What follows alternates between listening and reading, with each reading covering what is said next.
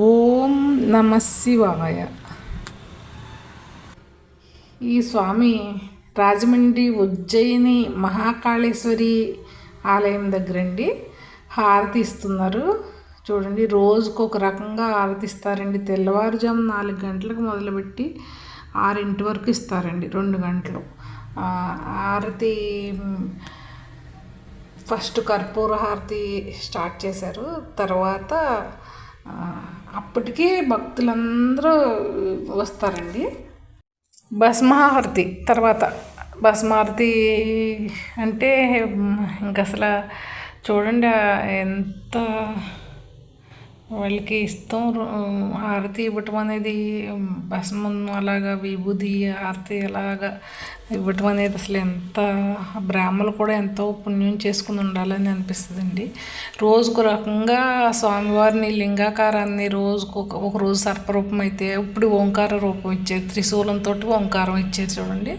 అలాగ రకరకాల ముస్తాబుల అలంకరణ స్వామికి ఎలా తోస్తుందో అంత అలంకరణ మరి తెలియదండి.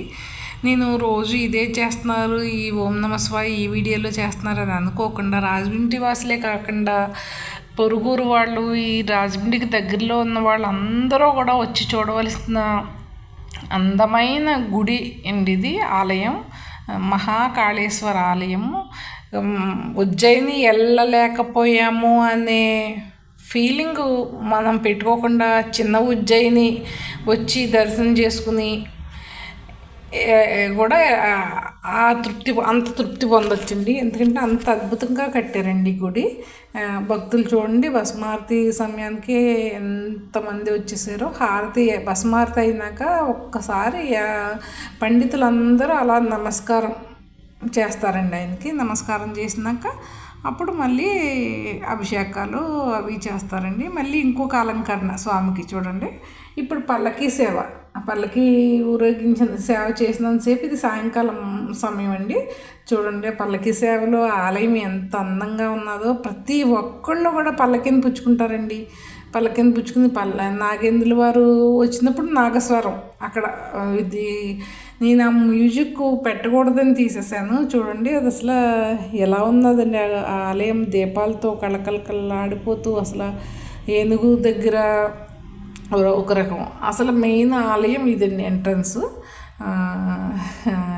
బయట జరుగుతుందన్నమాట అండి. ఇది ఉయ్యాల సేవ అనుకుంటానండి. గొడుగు అది పెట్టి ధ్వజస్తంభం అండి. చూడండి ఎంత అందంగా ఉన్నదో ఇది. అది ఒకరోజు స్వామివారి అలంకరణ. ఇది మళ్ళీ పార్వతీ పరమేశ్వర్ల కళ్యాణం అండి. కళ్యాణానికి అందరూ కూడా ఆ డమరుకం వాయించడం చూస్తే ఒక రకమైన వైబ్రేషన్లోకి వెళ్ళిపోతామండి మనం. పాజిటివ్ వైబ్లోకి వెళ్ళిపోతాం అనమాట. అంత బాగుంటుంది ఆ డమరుకం వాయించటమే కాదు, అభిషేకం హారతులు ఇవన్నీ కూడా. కానీ ఆ స్వామిని కొద్ది చూడాలనిపిస్తుంది చూడండి. పార్వతీ పరమేశ్వర్లు ఈ ఒకరోజు అలంకరణ అండి.